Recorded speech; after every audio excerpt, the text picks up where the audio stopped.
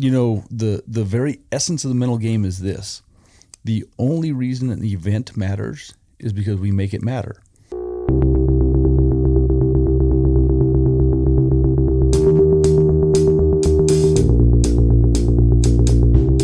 Welcome to the Farrier podcast, where I will sit down and converse with the superstars, the overachievers, the masters of our craft. Each episode will be a deep dive into their personal philosophies, their habits, the tools they use, and the secrets to not only their success, but overcoming failure as well. First, find somebody you can mimic, then find somebody you can stand, and then try to focus on one style until you master that style. So if you say I can't do something, well, you're absolutely right. But if you say you're going to, you're absolutely right with that too. People say that you shouldn't define yourself by your work. That is not true. You know what Dave Farley does when he's, lucky enough to be at the World Equestrian Games? I'm watching other people work. Yeah. I don't think we do that enough. This podcast is for all of you out there who share my passion for the job and the desire to always improve. These interviews will put you in touch with the inner workings of the role models we all want to emulate. So let's get to it. There's only so many hours in a day, and it's a matter of what you do with them. Welcome, everyone. Today I'm speaking with Dr. Bri Henderson, DVM, amongst many other letters, and Sean Elliott CJF. Many years ago, Sean was kind enough to invite me to his shop and spend numerous days helping a very green forger become less green. His wife Bri has worked with me on a few special cases, and I have always valued her input and our shared passion for helping out horses. I thought it would be interesting to interview them both at the same time, and the result of that interview is what follows. I hope you enjoy the conversation as much as I did. Welcome, everyone. I'm sitting here this evening with my belly full of a really nice roast. Just smoked today with Dr. Bri Henderson, DACV SMR. I think I got all the letters right. There are apparently more. I just was given the shortened version. and Sean Elliott CJF. So I think the first thing we should start with is, could you explain those letters and what they all mean? Because as farriers, we always complain that people don't understand like CJF and the letters behind ours, but I didn't know what the meaning was of all those. The list. So that is a diplomat of the American College of Veterinary Sports Medicine and Injury Rehab. So the same way that the surgeons and internal medicine specialists have an American college with diplomats, we have a sports medicine and injury rehab college. It started about 10 years ago, and the focus is obviously lameness for sure is a big part of it, but also cardiorespiratory, muscular diseases, nutrition, basically everything that goes into the performance of an athlete and how we can maximize that for them. Wow. Yeah, it's fun. Yeah. Sounds intense as well. It was a very busy 5 years, yes, but it was a lot of fun. And there's an amazing group of people, I think, at the core of the college that we got to learn from. And everybody is the same in that we're all passionate geeks about what we do. And we all really enjoy watching our patients go out and do better, right? Which is kind of what brings us all into the group. Cool. Yeah. That's quite the undertaking. It's fun. And then at the end of the 5 years, what's the final test like? I made the decision halfway through my residency to open my own practice while completing like the rest of it with my research and everything. And I would probably say like Google review 1 star, do not recommend. It was a lot. It has been very worthwhile looking back.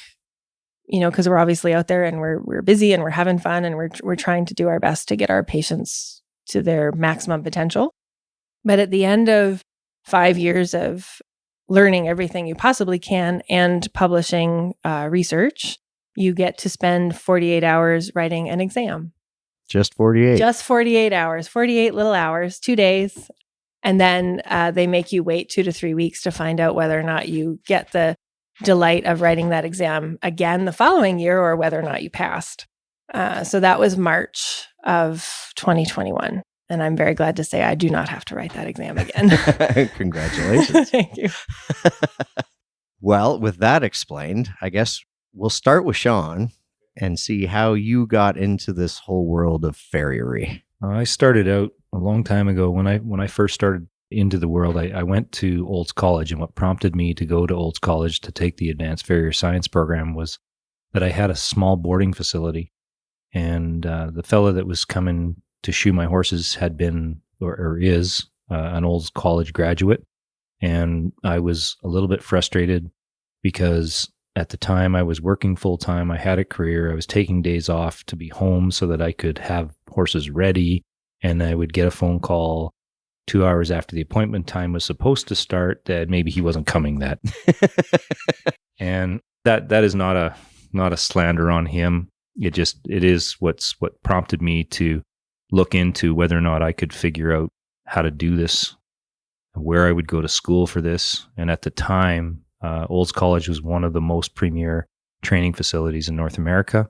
I applied. There was 53 applicants that year.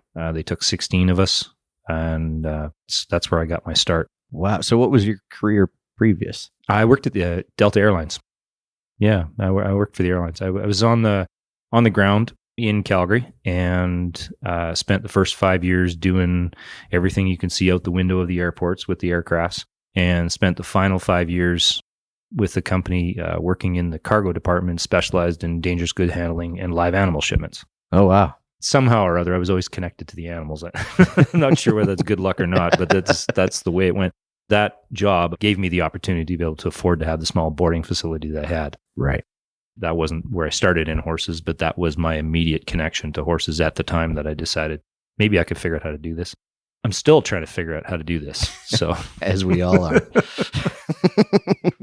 So that must have been quite, well, a calculated risk, but a risk to leave a job. yeah, absolutely. Like that. It was a calculated risk. For sure it was. I was born in a small coal mining town, and when I first walked into the lab in Olds College, all I could smell was coal. And the coke fires have been a fascination of mine ever since, and it was just basically a done deal. So I was combining the fact that I have an artistic streak in me, I suppose you might say. I can attest to that. And it was feeding both fires at the same time. Mm-hmm. I was able to work on the horses. For me, it's been a career that it's something that's developed into a career. It started out as a hobby I was getting paid for, not a hobby in the sense that I wasn't trying to make a living at it, but it truly felt as though it was a hobby, and people were paying me to practice and paying me to do what I love to do every day. And then the artistic side of it pushed the handmade part of it, and I pushed pretty hard on the handmaids, and that's where I've concentrated with experience in the competition world. When I first started out, I worked with a couple of fellows. I worked with one fellow in particular out west. At the time, he was the chairman of the World Championship Blacksmith competition. Exposure to that world has been probably one of the most significant benefits to this career. I have had introductions and met people from all over the world. It truly gave me an understanding of how small the planet actually is, Mm-hmm. and even more so from a different angle, how large this community is and how well this community sticks together. And it crosses international borders. It crosses language barriers. It crosses religious barriers. If you're a horseshoer, you're a horseshoer. It doesn't matter what corner of the world you come from. Mm-hmm. For sure. Now, I remember you telling me a story that when you first started out, one of the things you did to practice was actually working at a blacksmith shop, was it not? That's right. Yeah. Yeah, that was in one of my first years of apprenticeship. I ran a blacksmith shop at Heritage Park in Calgary, which is an antique town. And the blacksmith shop, when I got the job there, I was charged with becoming a curator of the shop. So the shop was established in 1910. And the building is actually moved from Airdrie, which is where it was originally built, into Calgary at the Heritage Park. So I had the curating stuff and the historical stuff that I had to learn for the job. I said to the fellow that was the manager at the time, I said, "What do you want me to do?" And he just kind of looked at me blankly, and I said to him, "How about if I make noise?" "Yeah, that'll work." He says, that's good. You can make noise. So I made noise. I drove them crazy. I was burning through steel and coal like it was going out of style. I built gate hooks. I built shoes. I built barrel rings. I got a chance to play with some of the most dangerous equipment in hindsight that I had no business running. The one lunger motor that ran the little giant trip hammer in the shop. I was running the trip hammer with no guards, and in hindsight, I think now that was just absolutely the level of, safety third because it was fun. I just caught myself looking over and counting how many fingers you still have. Yeah, I still got them all. But it was interesting when I worked at the park. One of the things that I enjoyed the most, aside from some of the school groups that would come in, the kids that would come in, were I had a group of older gentlemen that would come for coffee every day. Oh, and cool. That's actually where my company name came from, because they were the group that started calling me the Village Smithy. Okay. And that's how I adopted the name that I use currently for my shoeing business, and I have for almost a quarter of a century now. That's cool. I did not know that story. Mm-hmm. Interesting. So yeah, I worked in a blacksmith shop. That's awesome. So you basically got paid to practice. I did. And learn. For a fact I did. Yeah. My mentor at the time, Marshall Isles, he was the one that shot all the horses at the park, and to the best of my knowledge, still does. And he was, I used to say Marshall was my, let's just say the first day that I went to work, I thought he was the biggest asshole that walked on two legs.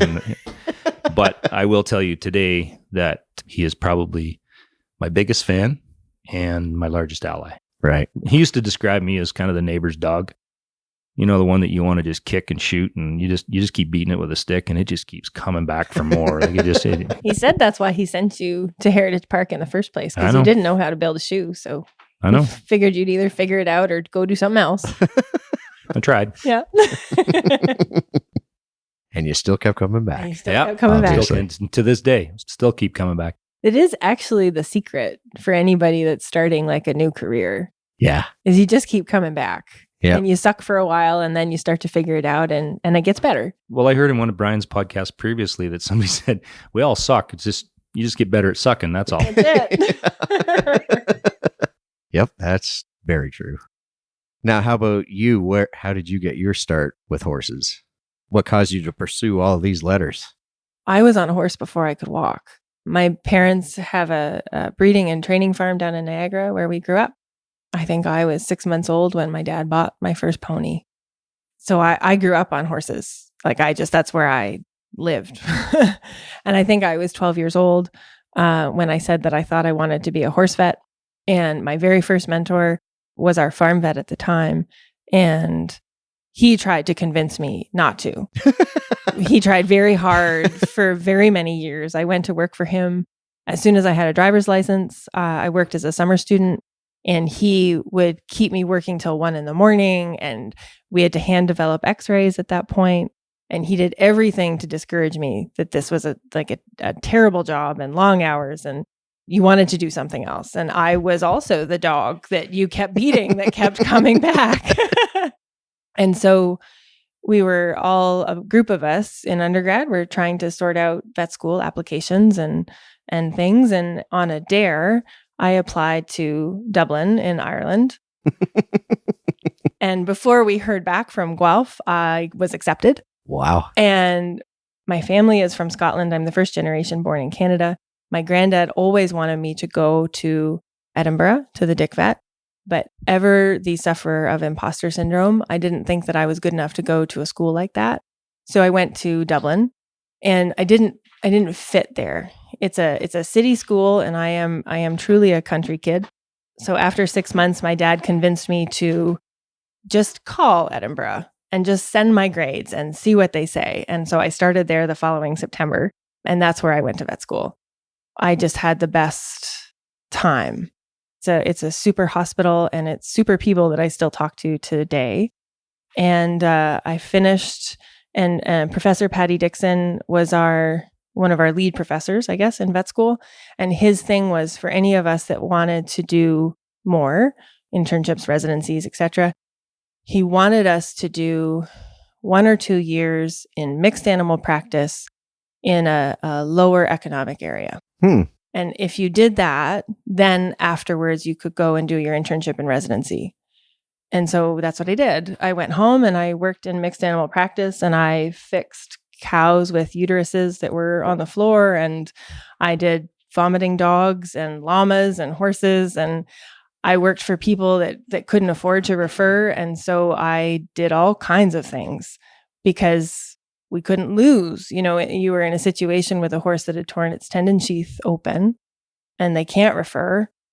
So we sutured in IV tubing and we flushed it every day. And to the best of my knowledge, that horse is alive and sound. And the things that I did as a young graduate were wonderful and great and sometimes very scary. But I think more importantly, I learned how to talk to people. Mm-hmm. And I learned how to talk to every different kind of person in every different kind of situation. And looking back, I think that's what Professor Dixon wanted us to know, Right. was how to talk to people and how to think on your feet and how to think outside the box, to be creative. I did want to do an internship and I did want to go into equine only practice. And I thought at that point I wanted to be a surgeon. And so I had externed at Root and Riddle. To this day, I don't think that Dr. Embertson would argue with me that the reason I got the internship is because I sassed him. It's true. You know, I knew my stuff. I knew I could answer the questions that they would ask the students, but I was sassy and I was funny. And I think that was a part of why I got the internship. I remember getting the phone call in his very sort of slow speaking way that he wondered if I might like to come down and work with them a bit. I remember trying not to like cry into the phone as I said, like, yes, thank you. I would like that very much. And I went down there and I actually really fell in love with lameness more than I thought. I was pretty much a soft tissue colic kid all through vet school. And that was what I enjoyed. And I fell in love with the biomechanics and you know, watching 10 lamenesses a day. And so I started spending a lot of time with Dr. Bramlage. And again, a little bit like the dog that keeps getting beat, I kept picking the wrong leg for what leg the horse was lame in. But I kept coming back. Throughout my internship and my residency, I started to pick the right leg. It's a whole art. And it's interesting when you sit with somebody who knows. It's amazing the subtleties that they will pick up. Yeah. That when you're learning, you don't see. You won't see it. Yeah. Like you're trying to convince yourself. That's a fact. Yeah. Yeah, absolutely. But yeah, that I fell into the sports med residency for sure. I had come back to Caledon Equine when it was still open effectively for a year. And I was going to go back to the state was my plan. My very first weekend on call, a little pony came in that was foundering in all 4 feet. And I called the number on the board for the therapeutic shoer, and the village smithy walked in. And as they say, the rest is history. Because here we are. Yeah. Sean is the reason that I didn't go back to the state. Okay. Because I don't know, I think we were engaged like 4 or 5 months later, and it's been 8 years now, and we're all still alive and still having fun and working on laminetic horses. And so, and that's that. Well, and an interesting thing, there was a saying you had when I asked you one time, we were consulting each other on a case. I was talking to you and you had said, well, what was the phrase you used? If it's the coronary band down, that's not my job. Yeah. And I wonder, do you think that's part of the secret of your relationship success? Yeah, it definitely is on a professional level. It definitely is. That's a river that flows both directions. So right, it's as Bri was talking about, and you made mention about IDing lamenesses. If I'm working on something and I can't figure it out, I can't tell you how many times I have literally videotaped what I see with my phone, and I'm like, hey, look at this quick. Tell me, like, what do you see? Because I know there's something wrong, but I can't pinpoint where it is. Mm-hmm. I'm getting a little better at IDing stuff just from, we've worked together now on so many cases that I'm starting to see some of the subtleties that she sees. Because I'll be honest with you, 9 out of 10 horses, she would just watch them go and she's like, it's that leg. Like, I didn't see a difference. Like all 4, to me, I looked at all 4 legs, like I didn't see a difference yet. Horses only made 4 strides. And she's like, it's the right hind. I'm like, It definitely, as I said, that river flows both ways, because I do get the calls from, okay, so this is wrong. What's wrong with the horse? And this is happening. Is there anything that we can do for the feet? I need to know, is there anything that can happen? So it ebbs and flows, but it does flow both directions. Yeah, I imagine you must have some pretty interesting dinner conversations when you're sort of rolling back and forth between those kind of topics, right? I think some of our clients don't realize sometimes how lucky they are that they're clients of both of ours, because shop hours close, but conversation doesn't stop. No. And it can pick up at any time, at any point in time. It can be during a commercial break watching a television show. It's all of a sudden, I was thinking about that case. What if we, and that's just how it is. Like it's wonderful. It's the clients benefit from it. And it's not that we tote that as part of the package. It just is, it's a fact. That's exactly what happens. Or if it's not a case that we're working on together, quite often we'll be bouncing ideas off of each other. If I did this, I think that this would happen and that would happen. What do you think of that? Like, do you think this would affect that the way that so it's been, it's a very big part of our lives. It's both your passions have meshed quite well. Yeah. So, perfect. yeah. Just in thinking about what you had said there about your ability, Bri, to pick up on the subtleties of lameness, do you get to the point where you can almost find something wrong? Because I know every athlete is going to have a pull or some kind of issue. It's just the nature of being in existence, basically, and doing a job. So do you find that almost every horse is going to have some kind of subtlety, or does it come out that obviously? I think that we do see a lot of subtle lamenesses. I think that our really good riders will often be able to feel and be able to tell you, like, this is what I'm feeling from the saddle. Like, okay. And sometimes it'll be something like, I can't get this horse through its back. I can't get it to stretch into the contact and work the way I think it should work. And then I'll be able to say, okay, well, on the left circle on hard ground, it's a little bit lame in the right front. We use nerve blocking daily. And so I can put some nerve blocks in, and I actually put the rider up, and we do a lot of ridden lameness exams. Right. And so then all of a sudden the rider gets up and they're like, that's it. The horse is less anxious. The horse is, I can do the work to get the horse where I need it to be now.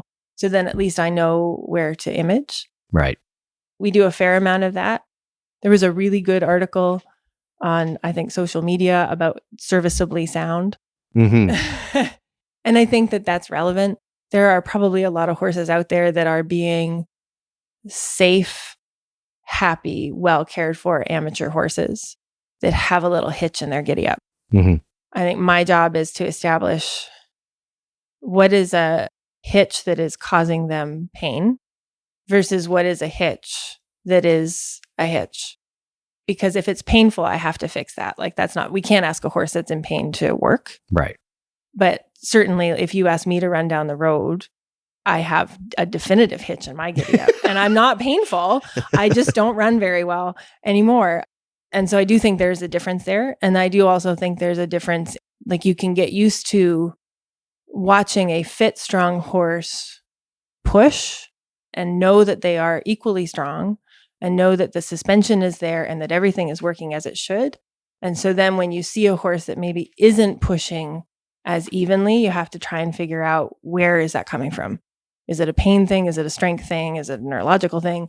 But all of these things, my brain is exhausting. The hamsters are always very busy. But that's kind of what we're always looking at, to try and establish what's there and what's real, and maybe what, something that is okay, or reasonable. I don't know if I can chime in. I don't know how the sound ones stay sound. I'm surprised they're not all well, lame. I mean, that's another thing. Yeah. That surprises me more than anything else. The ones that stay sound, they are sound. The fact that they are sound, I'm like, okay, so biomechanically, I look at this horse anatomically, and then I add the physics to it, and I'm like, you shouldn't be sound. Right. Yeah. Well, you are. It's amazing. We always forget to, consider the heart of the horse. Like, there are some horses out there doing a job, and if you knew what their x-rays look like, Yep. there is no way that horse should be sound and happy in its job. And they are, and they're extremely well cared for, and they love their job and they love their people. And it's just because they choose, like they just have that much heart for their life, where there's other horses that have a pimple and they're dying. That's true. Yep. And there's some of that too, that you just, I think that's where, for all of us, vet farriers and otherwise, being a bit of a horse person helps. Mm-hmm. Because you just get used to reading the subtleties that a non-horse person won't see. Right. And none of us think about it. We just do it because we see them every day. And so we get used to, what does a horse in pain look like? And maybe all it is they're a little squinty, or their nostrils are just that little bit pulled back. They're just a little bit withdrawn from what's happening around them. A non-horse person won't see that. But somebody that knows that horse or spends their life with horses will look at that horse and recognize they're not in the room. Mm-hmm. And maybe they're not in the room because they're full of ulcers. Like, there's lots of things that we have to think about. Yeah. Hence the hamster wheels. Right? Yeah. And that wheel doesn't always get greased. Just because the hamsters are running and that thing is turning doesn't mean it's not going ee, ee, ee, ee. Mm-hmm. Just saying. Just saying. I was just thinking about that in a sense for either of you. So there is so much going on that a client, especially someone who isn't as experienced with horses, so much going on in the background for us as the professionals working on them that they aren't aware of. And sometimes I wonder, how do you ride that line between explaining your process or just showing the answers? Because sometimes I find you start to explain and there's that glazed look on their face and you're like, oh, shoot, I guess I've over-explained this. For me, whenever I'm approaching those, if I have it feeling that I'm going to maybe get that glazed look, or if it's a new client, I always preface it. I'm like, I do not mean to be rude. I just need to know, how much anatomical knowledge do you have of what is supposed to be going on inside this leg or this foot that we're working on? Mm-hmm. And just kind of gauge from the response that you get. That's come from just years of experience of just like speaking to 4-H kids. Right. Or now this is not true for every case. I've had a comeuppance where I've gone to a 4-H club and those kids were very well versed in their anatomy. They knew exactly what I was talking about. So it was really cool. It was interesting. It was a surprise, but I kind of went in with sort of a dummy down, and I had to step up my game and go, oh, okay. So we're going to actually talk about arterial blood flow in the bones. Okay. So, all right, let's go. I have no problem doing that. But my point is, I think, you probably gauge your crowd, each situation individually, and be careful that none of us want to be perceived as standing on a soapbox and preaching. Yeah. The point that I always try to make, I always am trying to reiterate to my clients when I'm dealing with a situation like that I'm trying to explain to something. I am not trying to preach to you. I am merely telling you these are my observations and these are my suggestions as to how I feel we should go ahead or go forward. If you want to do that, I am willing to do that. And if this is something that you don't want to do, that's got to be fine, because ultimately you own the horse and it is your decision. Right. That's a tough pill to swallow sometimes, especially some that I know could benefit from what I suggest. And when the decision is made not to, that you have to walk away. Mm-hmm. It brings up another topic that you guys would be the most well-versed at, and that's just the relationship of the vet and the farrier. In those discussions, like, have you learned through your dinner time conversations or during the break on TV some ways in dealing with the other profession or ways of understanding the other profession that have maybe helped in that department? I think for me, one of the biggest benefits, I always joke to my clients, I know more about the drugs that your horse is getting than I should. But I mean, that literally is just meant to be in jest. I think the largest benefit for me is understanding the imaging. Yes. Right. and the different kinds of imaging and the different reasons that the different imaging has been used for or is being used for to investigate whatever it is they're looking for. So for me, there's been a huge benefit that way personally. It's just, I suppose in the big picture, yes, it affects my daily work, but I just feel fortunate to be able to got the knowledge by accident. Mm-hmm. Right. That's for lack of a better description. Yeah. You had no choice. No. It's a little bit ditto because veterinarians do not get a good education in podiatry in school. We don't. And I can tell you, in my first few years when I was in mixed practice, I was standing there and I was measuring my lines from the extensor process of P3 to the coronary band and the tip of the coffin bone to the hoof wall. And that horse is rotated. And I did that because that's what I was taught. Right. And I never thought to say, where is this horse in its trim cycle? And I never thought to investigate beyond that. I just drew my lines and made my calculation and it was 5 degrees rotated. And when I went to Kentucky, certainly that was my first, a little bit eye-opening as to the world of podiatry and certainly the world of laminitis, because the cases we dealt with down there were off the rails to anything we have done here. But then when I came home and I was exposed to all of you guys and I was exposed to the competition world that I had never been introduced to before. And all of a sudden I started to want to know more. And so I started to read everything I could get my hands on to better understand what was happening inside the hoof capsule and what we can truly affect. And so we get vet students that will come and spend some time with us and learn. And one of my favorite games to play is I give them a lateral x-ray. And it's effectively a horse that's got like 8 or 10 weeks of growth and a history of, chronic laminitis or whatever. And then I give them a second x-ray and it's the same horse, perfectly balanced. And I ask them to talk to me about what they see and to talk to me about whether that horse is rotated and how long did it take us to go from x-ray A to x-ray B. And they'll be like, oh, he's really rotated, and they draw their lines and, like 6 months. And I'm like, okay. And we talk about bony column alignment and we do some educating. And I tell them like, this took about 15 minutes and they stand there and they stare at me. And I'm like, this is important. It's important that we learn more than what vet school offers us. Right. I didn't know when I graduated. I didn't even really know as an intern.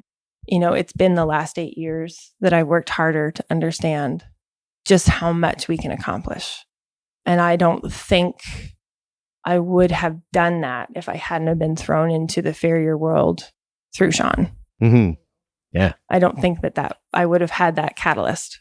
She still doesn't know any of the potions. She does not know any of the magic chants. She says she's been thrown into the Farrier world, but she doesn't know the handshake, does she? No, she doesn't know the handshake. handshake. She's still God being held at help arm's us. length.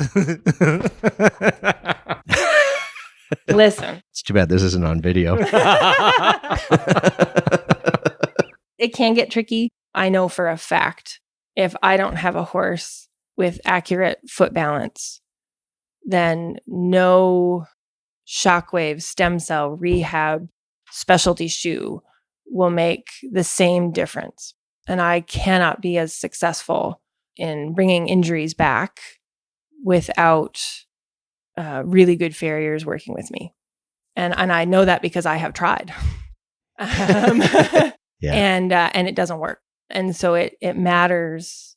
It matters that the vets go back and learn more and come to the table more knowledgeable.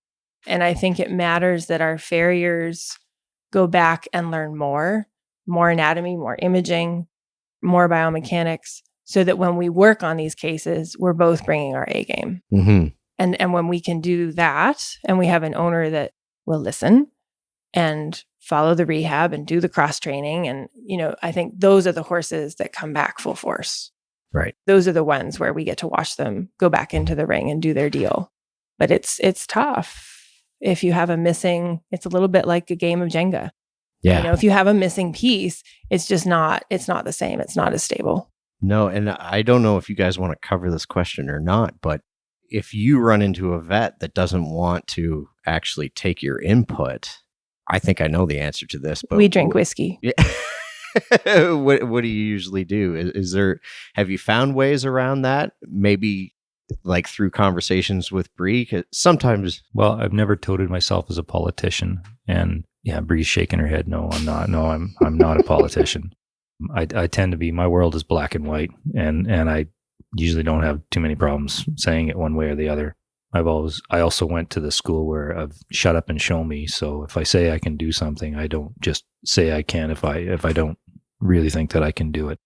But in direct answer to your question, I think that most of the time, probably more so because of the length of my career that I've had in the industry, and possibly part of the way I present myself as a professional when I'm dealing with them, I don't run into that many problems. I think it has to do with, it's a people thing, like you have to read. If the person comes to the conversation and they have a little bit of a chip on their shoulder, then you kind of have to handle that situation a little differently than you have somebody who comes to the conversation and says, well, this is what we've got. What are we going to do?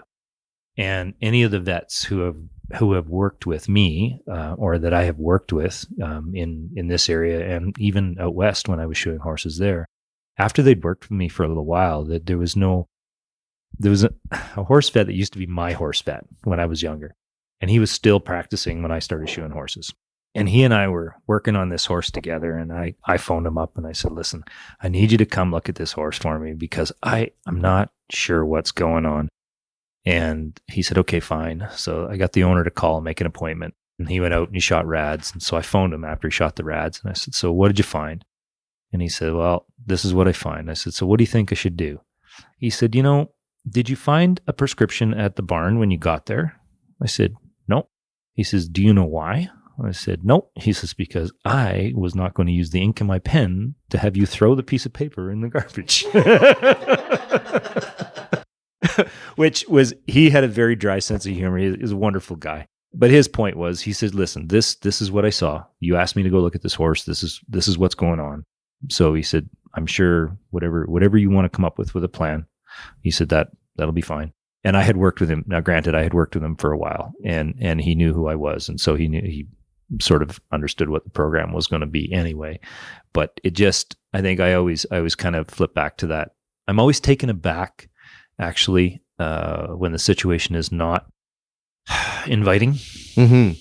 I know I've been told that I'm intimidating, but I don't ever set out to be intimidating.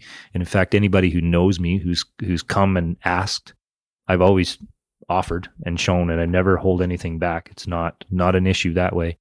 And I think that once the professionals, or whether it's vets or farriers that work with, they sort of meet me, they're, oh, well, you're actually just a normal human being. Yep, I am. Just put my pants on one leg at a time, just like you do.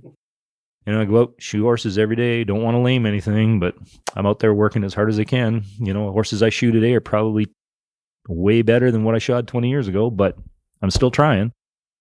So I think with that, the humility, when there's that element of the humility in it, those situations don't seem to present themselves as often.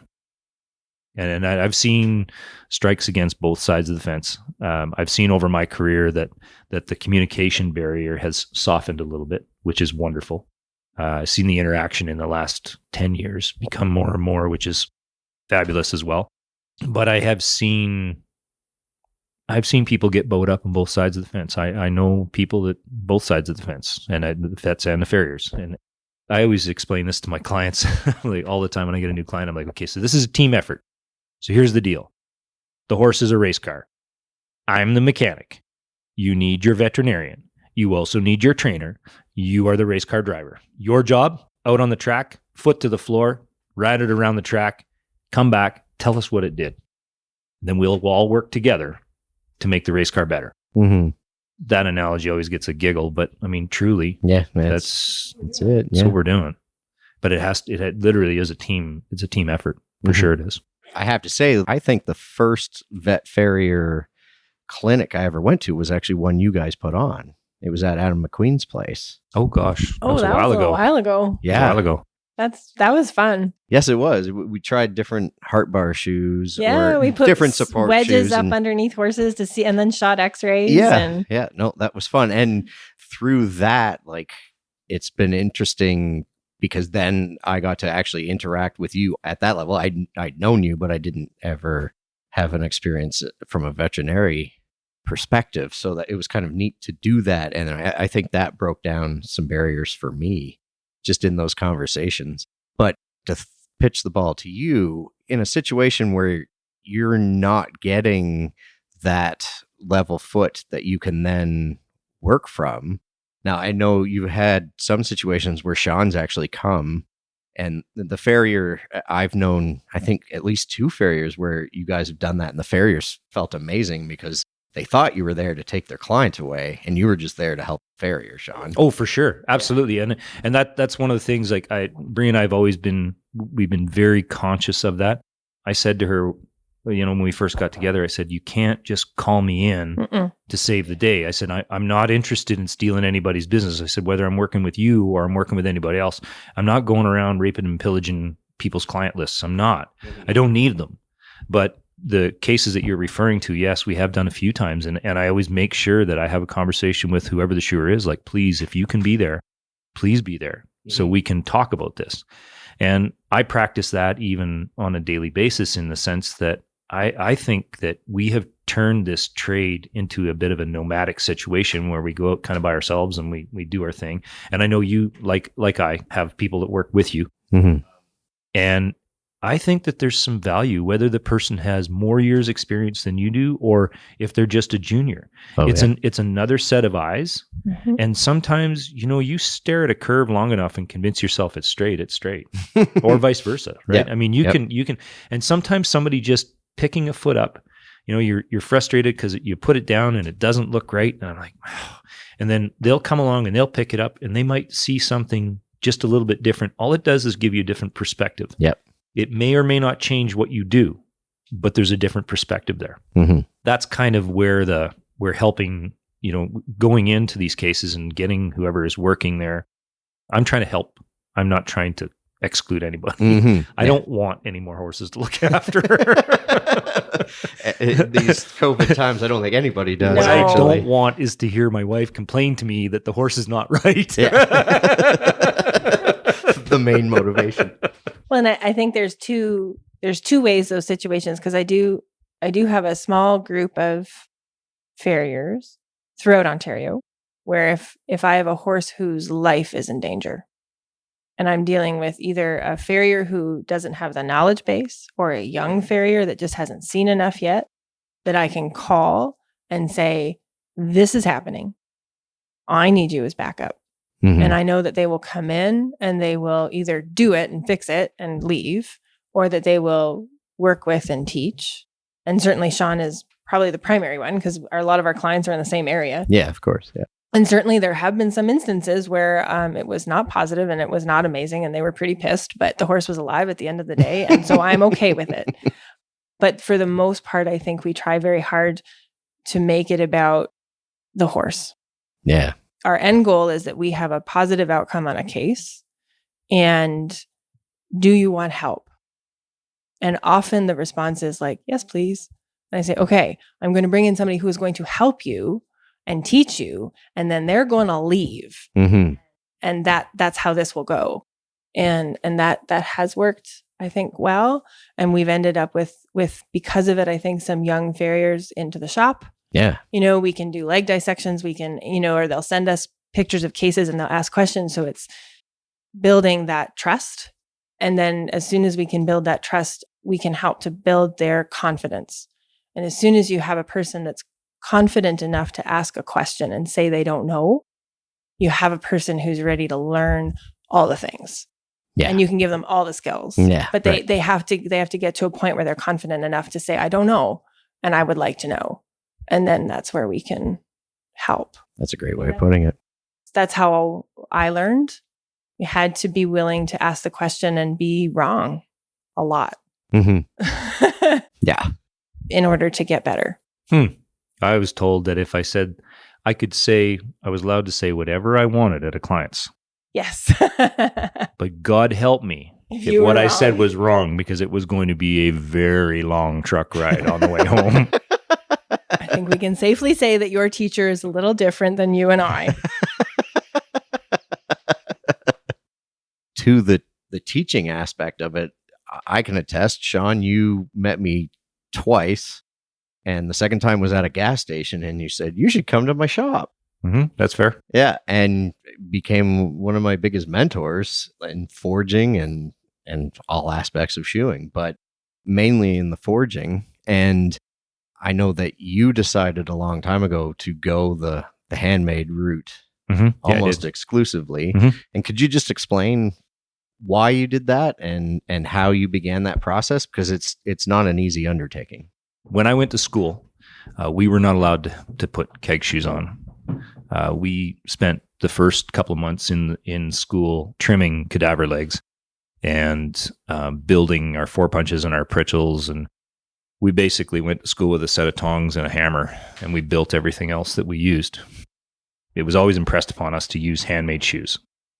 And I remember the first time that I shod a horse at school, it took me 4 hours to shoe a horse with these handmade shoes that I wouldn't put on a horse today. But I got it done, and I had no idea how I was ever going to make a living when it was taking me 4 hours to shoe a horse from start to finish. But anyways, that's kind of where the handmade thing started. And then while I was at school and got involved in the competitions, when I went to school, it was mandatory to participate in the competition at the end of the year. Then after I left school and started my apprenticeship and started working, I stayed involved in the competitions because they were always associated with continuing education and clinics, which it was impressed upon me that this was a very important part of my career. Therefore, I followed through and did that. And then on my daily jobs, I started out, I just still wasn't fast enough to build everything. So what I remember when I first decided that what I was going to do was put keg shoes on the hind feet, and I was going to build front shoes. So that's what I did for a while. And then I got so frustrated with how the hind shoes were fitting that I started making my hind shoes as well. And then for years, up until probably about 3 years ago when I broke my shoulder, I was building everything at the horse. And I listened to a podcast that you did with Nigel Fennell, and his comment about an hour in the shop saves 3 on the road. I get it now because that's what I do. Yeah, right. Okay. And it's also interesting. Another comment that he made, it was a comment he said about making the handmade shoes and seeing your horse's feet in the shoes. And I never thought about that. But, like my shoe pilots out there by the shop, we can go through there and I'm pretty much sure at least 90% of them, I can tell you what horse those shoes were on. I know all of those horses just by their feet. It wasn't until Nigel had said that in his podcast that I thought, yeah, I've been to Mark Milster's place, and I remember Mark picking this pony shoe out of the pile. Mark had an enormous pile at the time, and he picked this thing out of way down at the bottom, and he showed me this pony shoe, and it was a little handmade, plain stamp pony shoe. And he says, what do you think of that? I said, that's a pretty sweet little shoe. He says, yeah, I built that before I knew anything. I'm like, what do you mean? He says, oh man, he says, I built that so long ago. He says, I wasn't certified yet. I wasn't on the team. He said, I was just a horseshoer, like just a horseshoer. That's all it is. He says, it was basic horseshoeing. But the fact that he remembered the owner, the pony's name, like just by looking at that shoe. So that when Nigel made that comment, I was like, oh man, I have seen that so many places, and I see it in my shoes all the time. I know.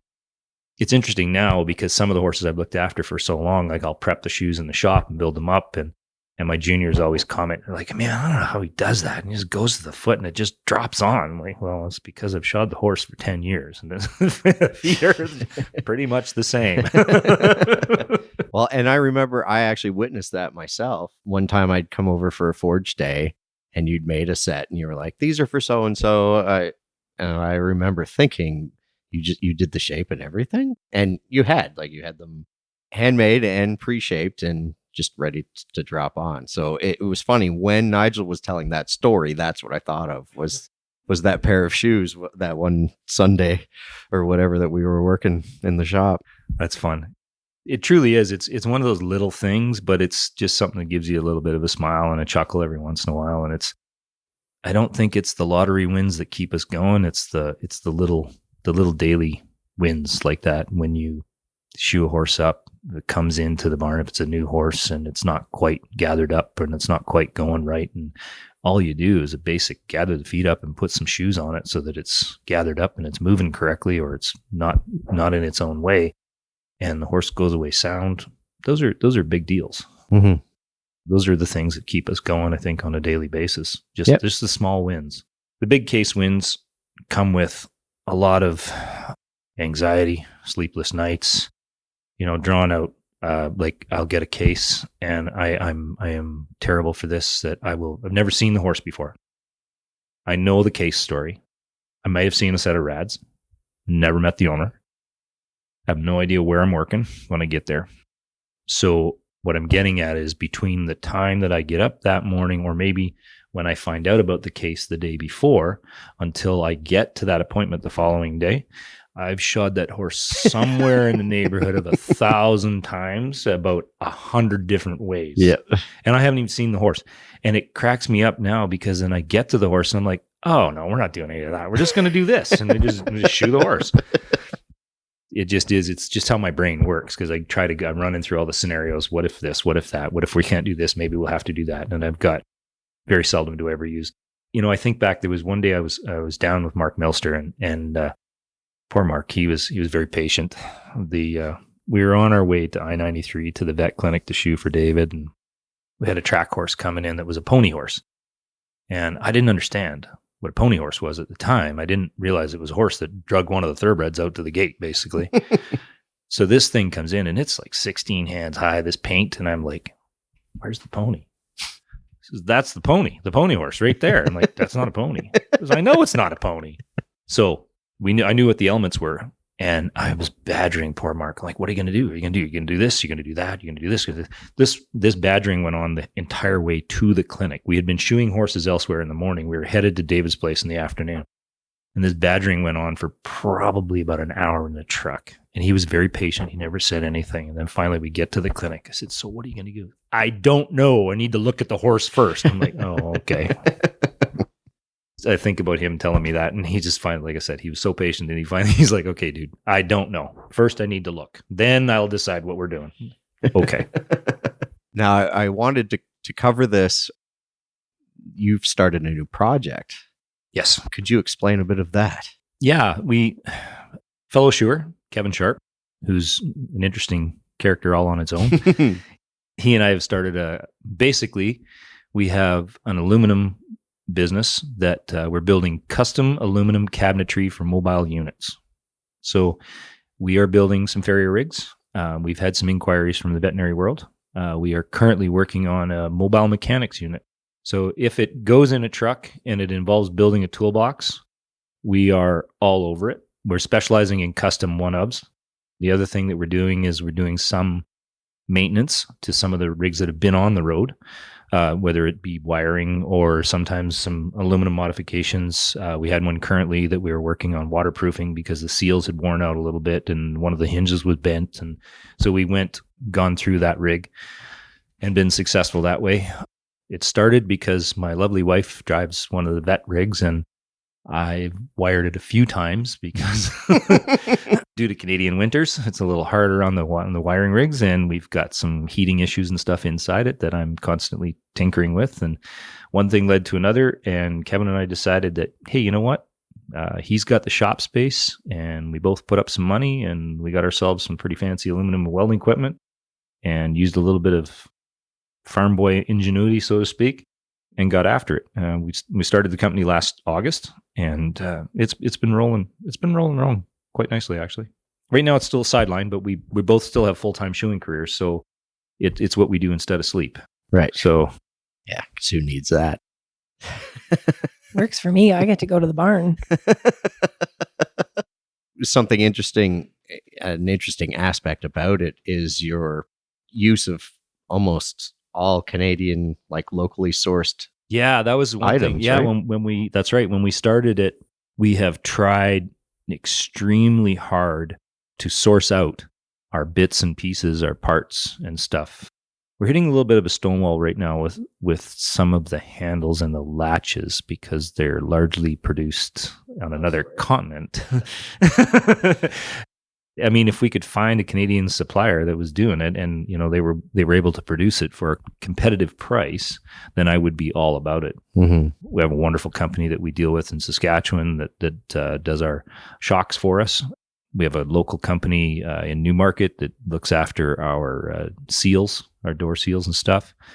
So yeah, it's been a wonderful experience that way. Starting a new company and talking to some of these suppliers, they've been incredibly supportive of the fact that it's an upstart business, it's a Canadian-owned business, and incredibly helpful with trying to help us source out some of the pieces and bits and pieces that we have needed so that they're coming from a Canadian, so we can truly say it's a Canadian product. Mm-hmm. Yeah, it's been good. It's been really good. Cool. Yeah, and definitely a niche that needed filled in think this so. area. Yeah. This episode of the podcast was generously sponsored by the Victory Racing Plate Company and Cody Gregory, LLC. Victory is imminent today. I once heard an old recording that said, "Victory is imminent today." Some might assume this means that victory is about to occur. However, the word used here was not imminent, but the less common word, eminent, which means famous and respected within a particular sphere or profession. In 1929, the Victory Racing Plate Company pioneered the aluminum racing plate as we know it today. And over 90 years later, they continue to develop work-saving products for the farrier while enhancing performance for the equine athlete. Victory is imminent today. Cody Gregory, LLC. Cody has been an incredible mentor to me for almost a decade now. Since we first met, I've been buying Cody's tools and then putting them to the test in the harshest conditions they could possibly experience. In the hands of a farrier just beginning to learn how to properly make horseshoes. I drove his punches in steel that was either too hot, too cold, and into the anvil face with 1 or 3 hammer blows too many. I also inadvertently used his creasers in the exact same manner. I would like to think that I have progressed since then, and yet with all that said, I still have some of those original tools to this day.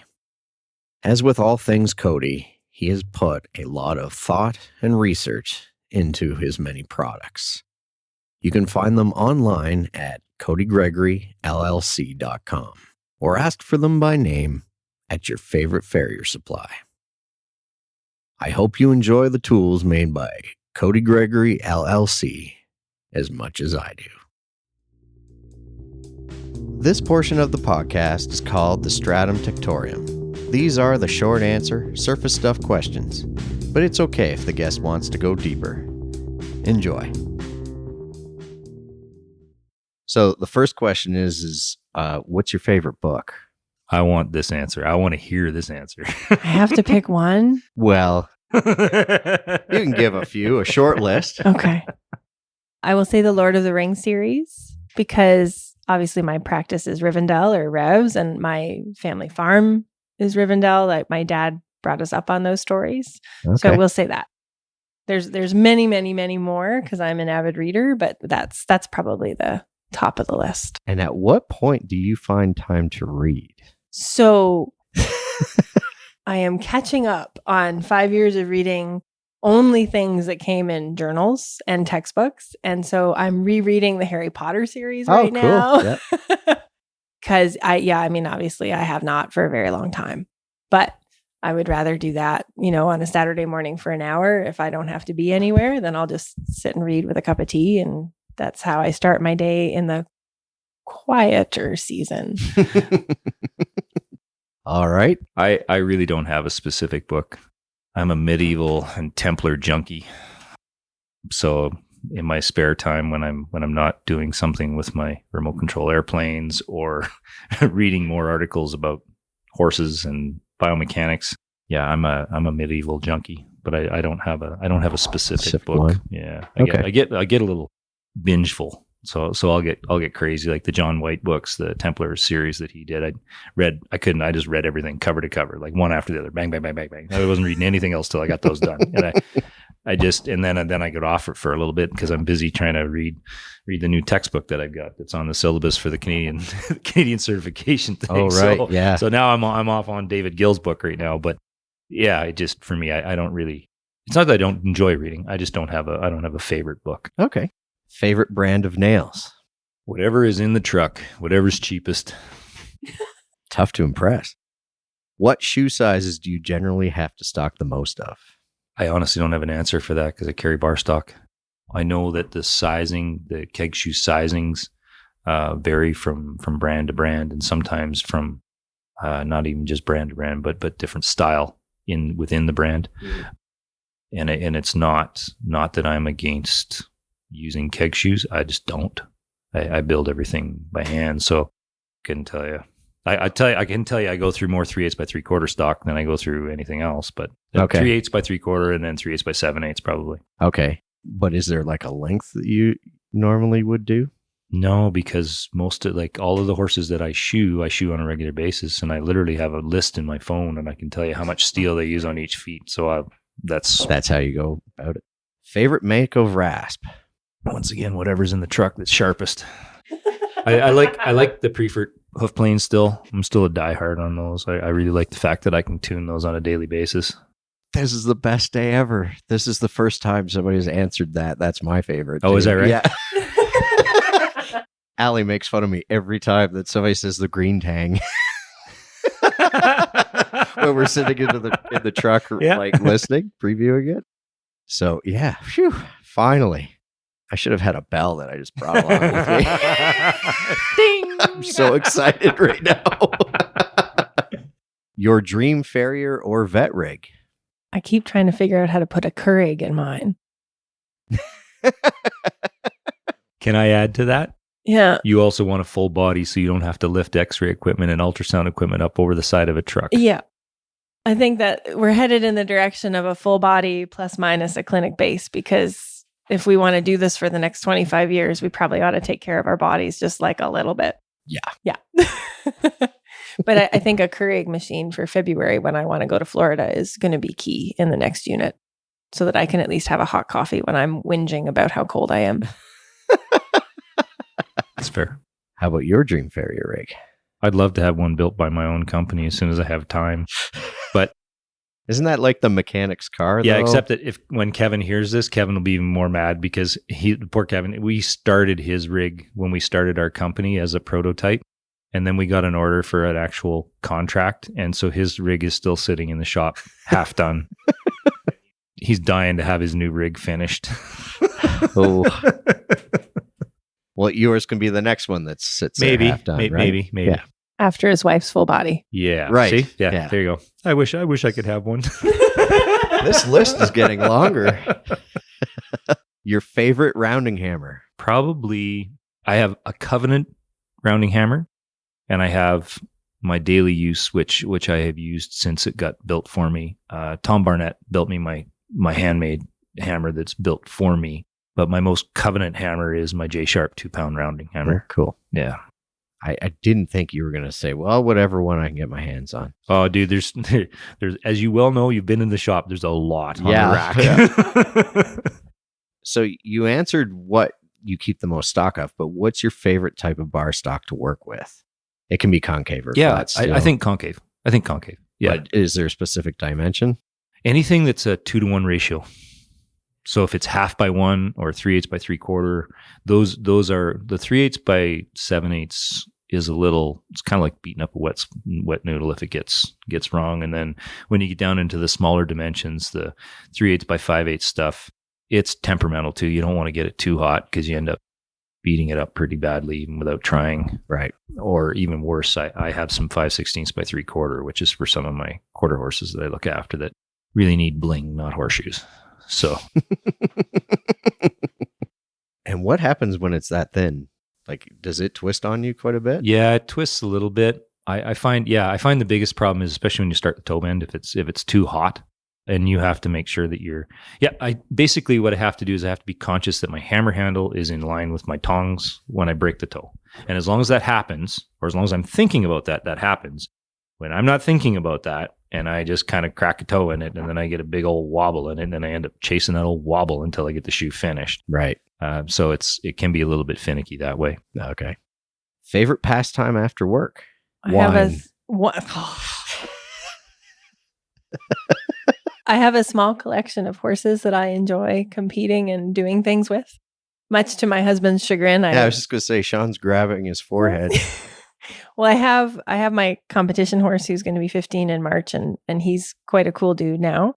And then I didn't want to be bored after my residency, so we have a 3-year-old quarter horse, and I bought a 2-year-old warm blood last January, who is she's just neat. You know, she's a triple world chestnut mare with a crazy eye, and all of the drama that comes with that. But she's been a lot of fun. So you will probably still find me with horses, or you will probably find me hiking the Bruce Trail somewhere if I'm not working. Okay. Seldom will you find me sitting down.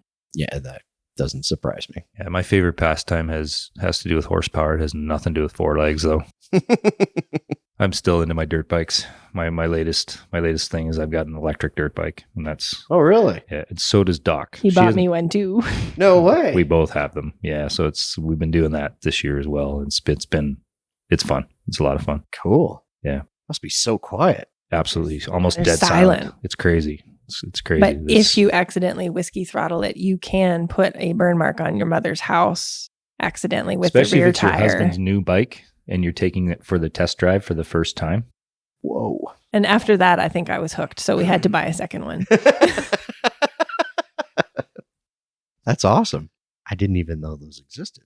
Oh, that's why it didn't smell like. I was like, that's a weird place to put dirt bikes. It's going to smell in here. So I don't know, when we first got together, Tom Barnett always works on his dirt bikes in his kitchen.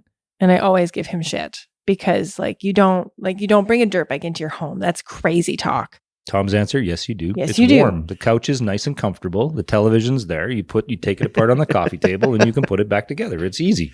So Sean wants to know when he can bring his dirt bikes into the house. And I said, no problem. When my horses live in the backyard, your dirt bikes can come in this kitchen because I know that we will never own a farm. Right. And so then, without even realizing it, when we bought the second dirt bike and they are currently parked in the porch, like the little addition on the back of the house, he sent a photograph to Tom and went, ha I said it to Tom and I said, how do I get my wife to let me bring the motorbike in? Buy her one. Yeah. I was thinking that. Yeah. Genius. Next thing on your bucket list. I promised a year post-residency of no bucket lists. Oh, okay. Just to take some time and pause and chill out a little bit. So I will get back to you in the spring. Okay. I'm not sure. Might be a few options. One might be to fly the RC jet that I'm building right now successfully for its first maiden voyage so I don't crash it. You know what? That is true. I can't remember the name of the forge, but one of the oldest forges over there in the UK. Bri keeps threatening to take me over to Scotland, and there is a place in the UK that I'd like to visit and build a shoe on that anvil in that forge. Cool. Just cause. Yeah. Just cause. That's all. Sweet. Ideal number of horses to shoe all around in one day. 4. That's an easy answer. I worked with a fella from Ireland that was out in Alberta. I worked with him for a little while. And he said to me, he was the one that beat that into my head. He said, he said to me, how long does it take you to shoe a horse? I said, well, I don't know. He says, can you shoe a horse in 2 hours? I said, yeah, probably. I said, maybe even an hour and 45. He goes, okay, this is good. So he says, so you book a 2-hour slot, you shoe that horse, and you get done before the 2 hours is up. And then you stand up and you go to the truck and you pour yourself a tea and you sit down for a minute and you take a rest, take a breather. And then when that 2 hours is up, you have the other horse in cross ties and you start again and you go through that process 4 times a day. That's 8 hours of work. And so 8 hours of work, 5 days a week, that's 40 hours of work. Nobody else in the world works any more than that. Why should you? And that was how he put it to me. And honestly, that's kind of where my mindset started. honestly, I want to be able to guarantee that the first foot that I do is as good as the last foot that I do. And in fact, I think the last foot I do is usually better than the first foot I do, just because I have a few more aches and pains and creaks and groans. And I've seen some of the first pairs of shoes that I built in the morning. They're not near as sexy as the ones that I build in the afternoon after I turn a few sets of shoes. Right. So I think four horses all the way around I think that's a really good number. I was always trained in the school of thought is don't try to do today what you can't repeat again tomorrow. Right. Like quantity and volume wise, right? Yeah. You don't want to knock the crap out of yourself today and not be able to get up and do the same thing tomorrow. That's a good one. So I was taught, don't put off until tomorrow what you could do today. And I think I embraced that a little too heavily. Are you tired? So it's really good. It's like a reiteration of the exact same saying, but in a healthier way. Mm-hmm. Favorite anvil? It's got to be my Eddie Bowerman, which is the same as what, the Scots that everybody using today. Oh, okay. I love that thing. It's nice and compact. I got that originally. I bought that anvil from Eddie originally because the horn was the closest thing I could find to the same size horn that we were using in the World Championship arena. Mm. And so when I was practicing and working, I was always working on the same size horn. So all of my radiuses and everything were pretty much in the same spot. Right. And that was the original reason for buying it. Since I liked it because it's in their nice compact design. I like the Scots, the little 100-pound Scots. I think they're a fantastic road anvil for your rig. Mm-hmm. Yeah. So Eddie Bowerman, that's my favorite. Okay. Now, I should have asked you, what's your ideal number of horses to work on in a day or to see?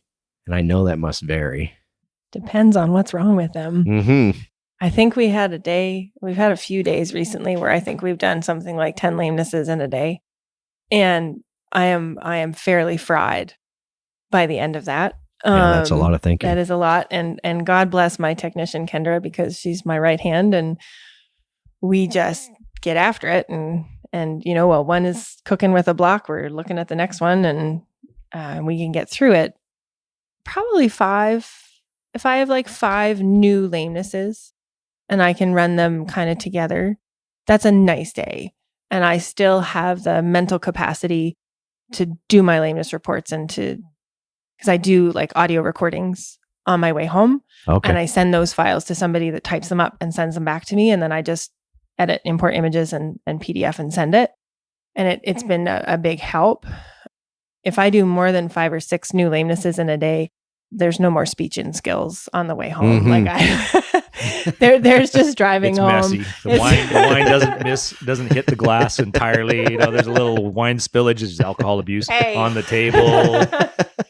But yeah, 5 or 6 is nice. And my brain, because it's the same as you guys, I need the first horse that I look at to be as good as the last horse. Mm-hmm. I don't want to miss something and end up, chasing my tail in a case because I was tired. Right. Yeah. So I try and stay fresh, I guess.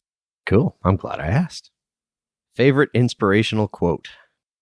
We talked about this. Tried to prep her for because this. he prepped it for me. I told her it was And coming. I'm like, you better think about this. I don't know that I have a favorite inspirational quote. I have a quote that I think of often, which is from my mentor. And anytime when I was getting flustered about a case that I couldn't figure out, or if I was nervous because there were a lot of eyes on a case and I would start to stress, and he would very succinctly look at me and say, "Look at the damn horse."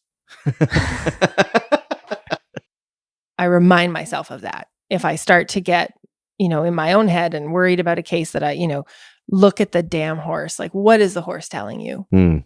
And that's probably my daily mantra is just look at the damn horse. That's a great one. Mine's frustration begins where knowledge ends.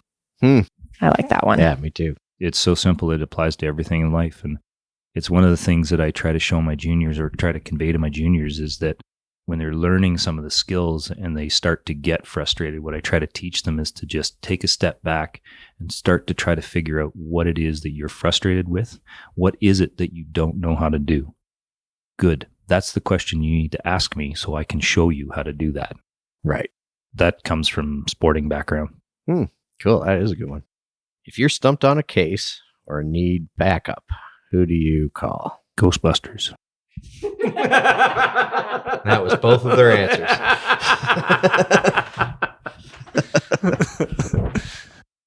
Oh, you want that answer seriously? Sure. Oh, Well, okay. I mean, I'm beyond blessed. I have two amazing mentors that I know I can call anytime.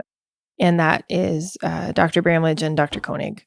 And I know and have done so, less so now, but definitely 8 years ago, been staring at a horse and sent a text message and said like, oh! and gotten an answer, like the bubbles come up right away. Like they're always there for me. I think that gave me the confidence to try and make mistakes and learn and get better, because that's my favorite quote. It's that our mentors have failed more times than we have tried. that is good. And I think that for me was really important, that they are so beyond, what we have even tried to think of. Right. And that in 30 years, we will all be there too. And there'll be a new crop coming through that's learning. And that's the cycle. Right. Yeah. I don't have a single person, because of the friendships and connections and relationships that I have had an opportunity to forge and look and be very, very fortunate to have in the industry. Depends on what the case is. Yeah. If I know the most recent guy that I reached out to, because I had a specialty case with Scott Fleming, Dr. Scott Fleming from Bryn-Riddle, who's a CJF, and he's also a veterinarian. And I had a case where I was like, I think Scott's worked on something. So I reached out to Scott. I don't have one person that I call, but I do not make any mistake about it. I call. Mm-hmm. I call. When I'm scrambling or something's really bugging me and I can't figure something out, I have no problem reaching out. Mm-hmm. I'm not beyond asking whoever happens to be close by either. Like, if I'm sitting with a horseshoer and having a coffee, or running to a horseshoer in a parking lot, I'm like, listen, I'm working on this and this is bugging me. I was trying this and I did that.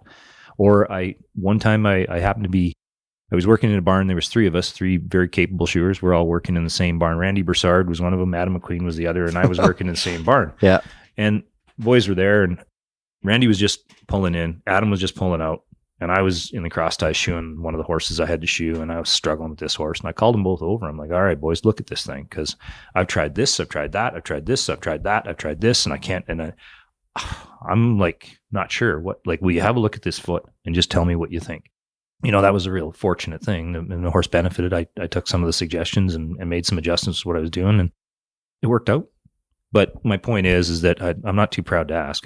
I don't ever think that I was told when I first started that if I ever woke up one day and decided that I knew everything there was to know about horseshoeing, I should really piss off and go do something else, because all I was going to do was piss off everybody else that was still trying. And one of the other things that when my first day of work with Marshall Isles, I went to work with Marshall, and he badgered me about why I picked him. And I said to him, I gave him a long sob story how I heard he was the best in the area, and that's who I wanted to learn from. And he looked at me and he spread his arms out and he says, "Well, I know the subject is this big," as he spread his arms at full length. And he said, "I know about this much," and his forefinger was about a quarter of an inch from his thumb. And he said to me, "How much do you think you know now?" And, I think about that a lot. And truly, it was very humbling. It's humbling to think about it now, but I understood what he was saying. It's only going to take each of us 3-4 lifetimes to figure out everything we need to know to go to work tomorrow. Mm-hmm. So we're all learning. I think, honestly, as long as you have that a little open attitude about it's a learning curve, we're all learning. And I already made reference to earlier in our conversation about the bridges being built a lot. There's a lot more communication. Gone are the days when my family had a blacksmith shop and your family had a blacksmith shop, and you don't tell me your trade secrets, and I don't tell you my trade secrets, because if they want that, they come to me, not you. Those days are gone. We're all in this game together. It makes it more enjoyable. And for those of us, hopefully the majority, those of us that are chasing after more information and more education, the opportunities are there. Yeah. No, it's a great time to be a farrier. I think so. Yeah. I feel like I could just do a book of Marshall Isles quotes. Oh, dude. You need to try to get him. Yeah, and you're not the first person to suggest that. I've had a few requests online. Do you have a favorite shoe or package for a mystery lameness when the client doesn't want to pay for the diagnosis? Yep. Pull everything off and turn it out barefoot. Yep. Because if they don't want to pay for the diagnosis, then they need to listen to, and I heard one of your other podcasts refer to this, the only word they don't want to hear is this horse needs time. Yeah. Jason Fox. Yeah, that's exactly who it was. Yeah. And he said that, and I'm like, amen, brother. Amen. Yeah. That is one word they do not want to hear. So yeah, I have a favorite package. Yeah, pull everything off and leave it barefoot. That's a great answer. Because I figured, you got to get the foot back to some semblance of balance. And I understand the issues with maybe genetically thin-souled horses or whatnot. I understand all of that, and I'm not callous to that. But essentially, what I do, and not my current junior, my last junior, he got frustrated because when he first started working with me, I think we went on 3 therapeutic calls, and all I was doing was pulling stuff off and trimming horses. And the first few times he's like, so what are we going to do? Are we going to build a heart bar? Are we going to this is going to be a side bit? Like, what are we doing? The lateral extension on this? Nope. We're just going to trim it. That's it. Yep. That's it. We're just going to trim it. So a lot of times, like a lot of my therapeutic stuff, it gets trimmed for 4 weeks usually. And then we go back and we reassess. And then whatever the horse needs to continue on after, because the foot won't lie to you. The foot will show you where it wants to be. Right. And I think that if an appliance is installed not on a balanced foot, let's say, a lot of times we can exasperate the problem. Yeah. Right. So I like to give the horse a chance to break down. And I had the opportunity early in my career to try that. One was a young girl. She was the niece of one of my clients, and she was on the high school rodeo circuit, and she'd stopped at a local rodeo on the way to her uncle's place, and some local cowboy had decided to shoe her team roping horse and did not do a very good job. Poor horse was very sore. And what I did as an experiment, I asked when I got there, what I wanted to do was pull the little shoes that were on there off and just leave the horse barefoot for a week or so. And then I would come back. And when I came back, the horse was terribly sore for a couple days, but no more sore than it was with the shoes on prior to me taking the shoes off. The horse had absolutely smashed her foot right back down to where she wanted to do, and she was absolutely sound as a dollar barefoot. So then I put the shoes back on her so she could go through the roping circuit, and that thing went back on the road and rodeoed for the rest of the season. That was just one time. There was a couple times that I've done that just to see. That's exactly what happened. The person had left an incredible amount of heel on this horse and cut lots of the toe off from the bottom side. And the horse just basically collapsed and crushed her heels. Really? Yeah. Yeah. And the foot was almost perfectly balanced. It was raggedy. Yeah. But it was almost perfectly balanced when I went back. She just smashed it down to where she needed it. She was sound. Interesting. Is there a vet equivalent to that question? While Sean was telling that story, all I could think was Dr. Hubble, who is one of the very first anesthesiologists for veterinary medicine. He was at Ohio State for years. He's in Kentucky now. And we used to chuckle, I guess, that probably 90% of what we do is giving all of us something to do while the horse gets the time it needs to heal. And so that, for sure. And I've done that. It's taken some arm twisting with clients to say, I need you to trust me and I need you to let the farrier pull everything off. And his feet are going to look like shit. And I need you to trust the process. And that's what happens. They bust them up and they put them where they want them. And we're more successful in the long run. But it's the decision to play the long game versus the immediate game. Right. And sometimes that's tough. But the long game normally is better for everybody if we can get everybody on board. Yeah. 100% agreement. I mean, I'm in it for the long game. I shoe horses because I want to shoe those same horses again and keep them healthy. And I don't really care what they're going to do in the next 12 months as much as I care what they're going to do in the next 10 years. I want that same horse to be doing what it's doing or a modified version of what it's doing in 10 years. Not just our clients that they have a really good professional farrier and they cross train on different surfaces. I think those are the two number one things that prevent me from having to do a lameness to begin with. Those are also the number one things that if an injury happens, because inevitably shit does happen, if I have a client that's used to cross training and I have a farrier who's on board, with working as part of the team, those are the horses we get back. Yeah. So for me, like that, I mean, like good nutrition management, all those things, but cross training and getting out of the sandbox and making sure that you have a good professional farrier on your team are probably the foundation of what we do. All the toys don't work if I don't have those. Right. I'm glad I asked that one too then. Favorite method of soothing aches and pains? We have a wonderful hot tub in the backyard. And I forgot about that. yes. And we have a very carefully chosen wine and whiskey collection. Yes, we do. Not in jest though. No.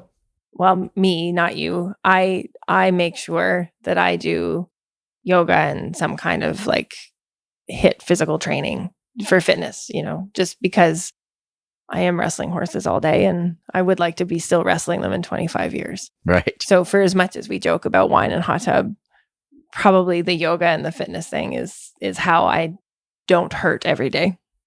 Oh, you're going to like my answer. Oh my God. Help us. So my answer is a bit of a story. One night we were sitting watching The Whiskey Trail on Netflix and I'd had a couple of scotches and the Scotsman that's the narrator on the program is going through all these distilleries in Scotland. And he says, if you're a Scotch drinker, you have to have a bottle of this Scotch in your closet. And it was Glenfarclay. So I turned to Bri and said, I need a bottle of that. I didn't ask how much. I just said, I need a bottle of that. She says, what do you want me to do about it? I said, I want to order a bottle. She says, okay. So she starts trying to order it. And then she says to me about 5 minutes later, I can't get it. I said, what do you mean you can't get it? I said, phone Stan, because Stan is a friend of ours who's a retired veterinarian, and he's a Scotch aficionado. And I said, Stan will know how we can get it. So she reached out to Stan. Stan said, no, I can't get it.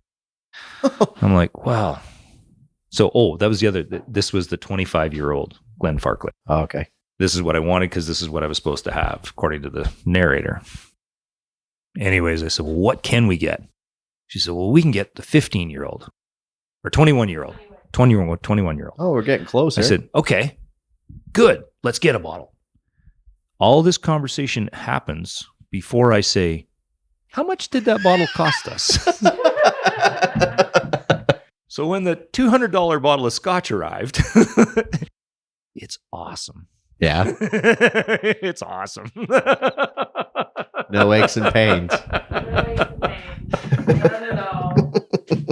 Yes, that was my Glenfarclay story. So you're gonna have to go to Scotland to have the 25-year-old, or yes, we will. Yeah, that's probably what's gonna. We did recently. Been kind of watching.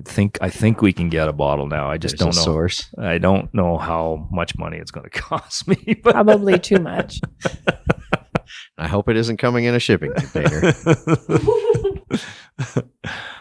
I don't know if this actually answers this question or that answered this question, but what's your favorite drink? I would have to say probably my go-to would be Black Barrel Jameson's. That would be kind of a standard for me. Or beer. Like I love my different beers. I love dark beers and porters and stouts, but I'm not tattooed to any label. I like a whole lot of different stuff. But yeah, Jameson's Black Barrel is pretty standard. Okay. I think the joke within our group is that I will work for wine, specifically red wine is the joke, but we have a good collection of. Yeah. I'm looking at a tower of red wine. Yeah, that's kind of how I roll. And it doesn't look like you're tattooed to a label either. Nope. No. Okay. Now you answered the do you work out question. Do you work out? Nope. I think the dirt biking counts in a way. Maybe. I am an advocate for cross training, like doing other stuff. And yes, the dirt bikes, it's a different set of muscles for sure. Yeah. What would you have been if not a vet or a farrier? Probably a horse trainer. I have no idea. I just know that I'd be doing something with my hands because I tried the other stuff and I can't be in four walls not all day. Yeah, no office jobs in this household. No. I know it would be working for myself and it would have to involve something physical activity. But other than that, not sure. Okay. And then the COVID question. If you were locked in a shop or a clinic, I guess, for a month with somebody, who would you pick? Susan Salter.